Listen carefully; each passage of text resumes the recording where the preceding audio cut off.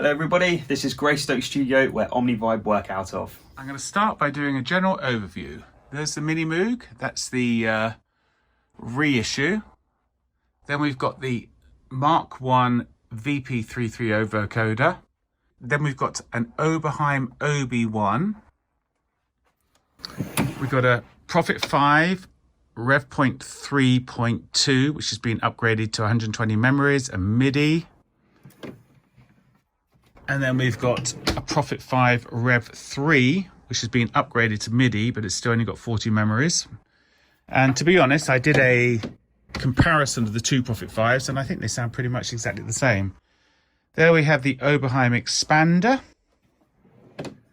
Then on this side, we've got Oberheim OB8, one of my favorite synths. And we're going to go through all the synths in detail. This is just a general overview. Over here, we've got a Jupiter 4, a Logan String Machine, Hammond C3, an original Mini Moog, vintage. Then we go into the kitchen. And then over here, we've got Wurlitzer electric piano, Fender Rhodes. This is a very nice sounding Fender Rhodes. Obviously we've got a big selection of mics and stuff like that, but we're not doing that today. And that's the control room.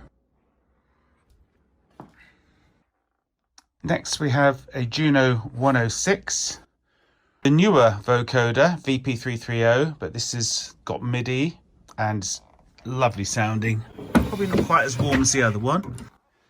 Korg M1, Nord Electro 3, which has that fantastic Hammond sound on. I use that for gigs. This is a digital keyboard, a Roland JD800, one of the first digital keyboards. Had all the sliders that the analog keyboards had, but it was digital. It's a very, very usable synth, and you can change the sounds live. Then we have a Korg Trinity, which was a great synth in its day. Next, we've got a classic of the 80s, a Roland D50. I've done tons of gigs with that, but it looks brand new, doesn't it? That's the benefits of a flight case. Then we've got the Poly 800 Korg. Then we've got an SH101 and MC202, which is basically the same synth, but only works through MIDI or CV gate. Here we have a Honor Clavinet D6. Absolute brilliant keyboard. We'll be demoing that later. Then this is another digital synth, early digital synth. It's the Korg Z1. Here we have the ARP Odyssey. This is a vintage one. And here we have a Prophet VS made by Sequential Circuits. This has digital oscillators and analog processing. Over here, we have a Super Jupiter, which marries up to this here. That's a wonderful synth, really, really underrated, absolutely powerful. And below we have the Yamaha Tx 816, which is basically 8 DX7s, a Yamaha 802, which is basically 2 DX7s. We've got a Studio Electronics SE1X, which is basically a rack mounted Mini Moog. And then we have the Roland JP8080, and at the bottom we have a classic Roland JV1080, which was a massive synth of the 90s. Over here, we have the Nord rack. Below, we have the Roland P330, which has an amazing piano sound on it. Below that, we have the classic S3000. This is the S3000 XL, but it's part of that classic 90s sampler range, 16-bit.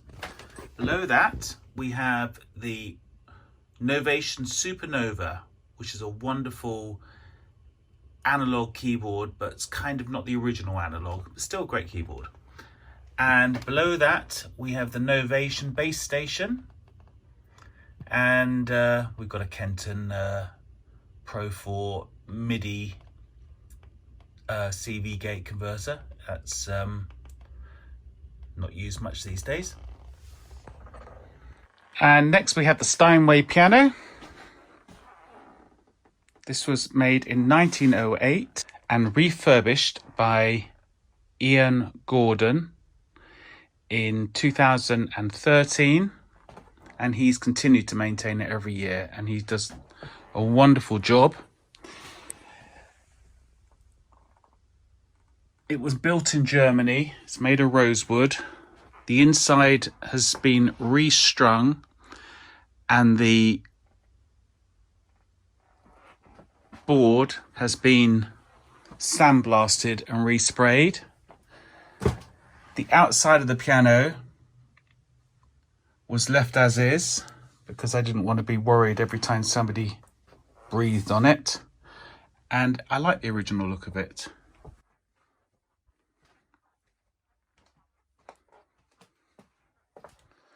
It's a Model O.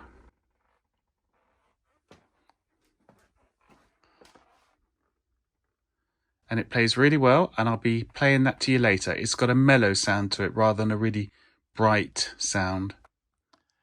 Here we have the Ems Ak Synthy, sometimes called the Putney.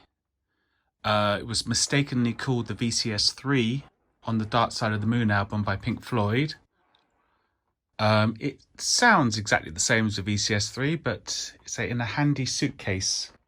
This one was built in 1970 and is an awesome synth. It's completely programmable. You can patch anything anywhere.